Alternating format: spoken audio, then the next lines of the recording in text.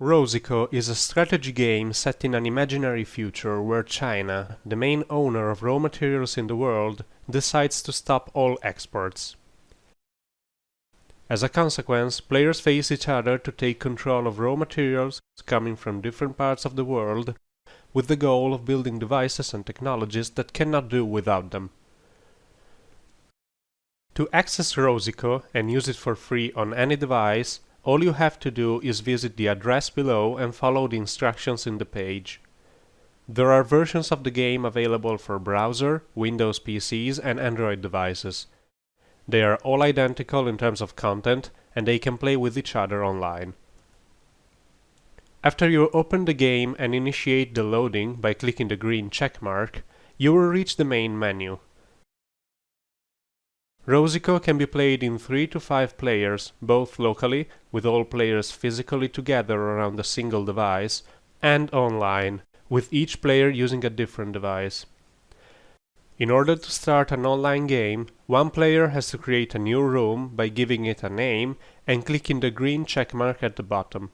Then, all other players will be able to join by selecting the room's name in the Lobby drop-down menu.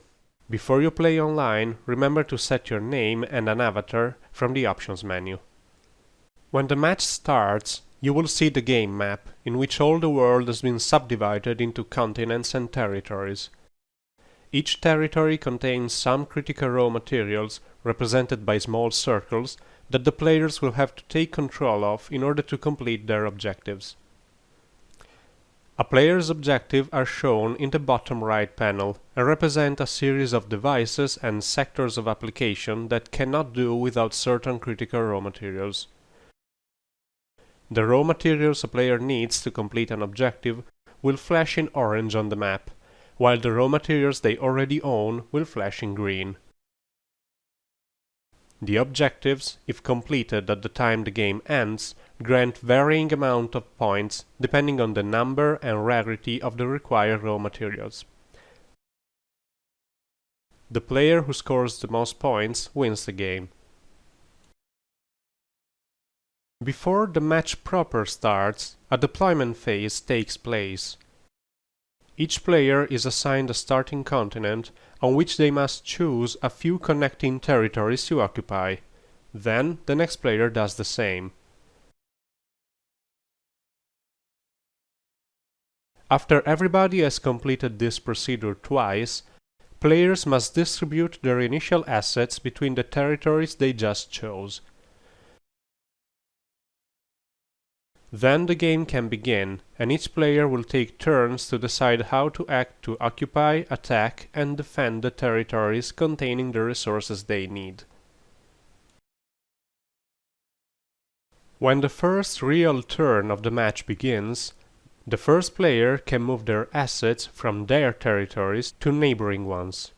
To move assets, just click first on the starting territory, then on the destination territory, set the number of assets you wish to move using the panel on the bottom left, then confirm using the green check mark. If you want to cancel the movement before it has been completed, just press the red X in the same panel.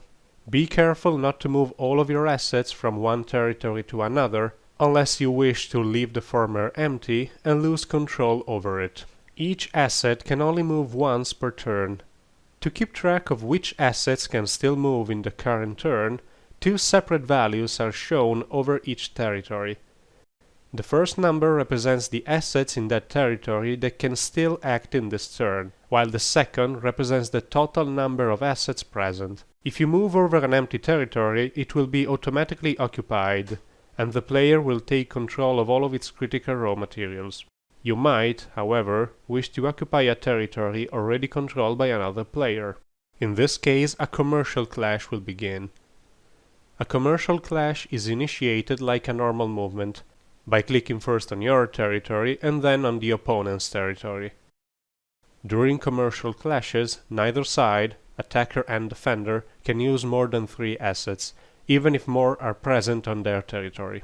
For each asset involved in the clash, a die is automatically rolled, and all the results are matched highest against highest, second highest against second highest, and so on. For each dice face-off won by a player, one asset of the other player is destroyed and removed from the game.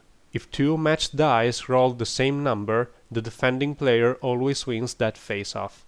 To occupy the opponent's territory, it is necessary to destroy all of their assets on that territory.